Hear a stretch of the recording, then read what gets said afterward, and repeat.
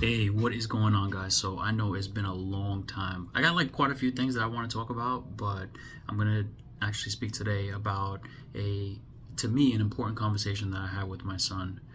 So we've been dealing with him having this really bad eczema flare up, covering his arms like completely, partially on his face, his legs, and it was very difficult to deal with. I actually started to get like a little bit of anxiety and having a tough time sleeping. So it's been a rough time for me, my wife, the family and stuff like that.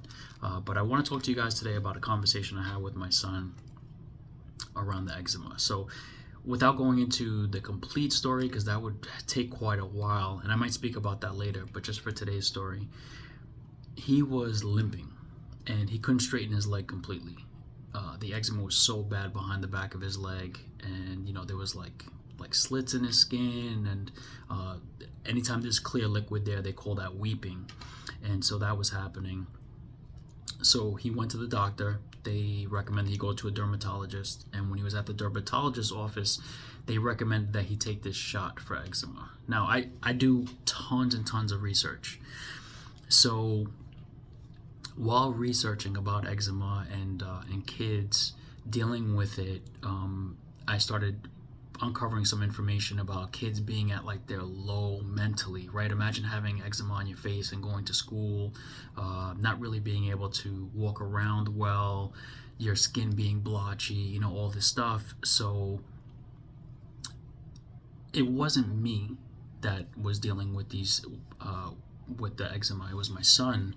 So while he was at the doctor's office, they recommended this shot that he could take. Now, I didn't know enough about the shot, but what I did know was that he was the one who was dealing with the situation. So the doctor left the office. I spoke with him, and I just want to talk to you about the conversation I had with him. So I told my son, I said, listen, here's the thing. It's not me. It's you who has to deal with this. And I don't know how much or how comfortable you are with the way things have been going. I've been doing a ton of research. I started having him drink tea. He's taking vitamins, all these things that I found that could be helpful for him. We already started to implement. I said, but at the end of the day, the decision is yours. So if you choose to get the shot today, we're going to continue the same regimen that we've been doing, trying to heal without medication. And then, or you could decide not to do the shot, and then we're going to just continue the way that we were, right? So either way, I wanted him to know that I supported his decision because it's his body and it's important for him to make these choices that he feels is going to be best for him. I did try to explain to him as parents. So me and my wife, I like to think of the yin and the yang, right? So it's two opposite sides, opposites attract. And together we try and come up with what's going to be best for him, but what we believe to be best, not what's actually best, what we believe to be best. And that's what we do as parents. And that's where it can be difficult because you feel like you're doing everything that you can, but unfortunately without the correct information, you can end up making a decision that doesn't work out in your favor. So anyway, I told him, I said, the decision's up to you. I'm going to support you 100%. And so he decided not to get the shot. And at that point, he was limping. He could barely walk, which means that he would have to give up playing soccer for a little while. And it's something that he loves. So my wife spoke to him about it, and he said that he was willing to give up soccer until he was better. And I thought that was so mature of him. Most people would have taken the shot just so they could get back to their normal life, but he wanted the option to choose what was going to be best for him. When he got home, I did talk to him and I asked him, I said, listen, what was the reason why you decided not to do it? Of course the choice is yours, but I just want to understand better why you decided not to. And he said that the doctor was almost kind of like talking to him in a way that it was his only choice. And he knew that he had another choice, so that's why he didn't do it. So I followed up with the conversation and I told him, I said, listen, Junior, if you by chance, right, we're trying these things. We're trying the holistic route. We're trying to heal your gut.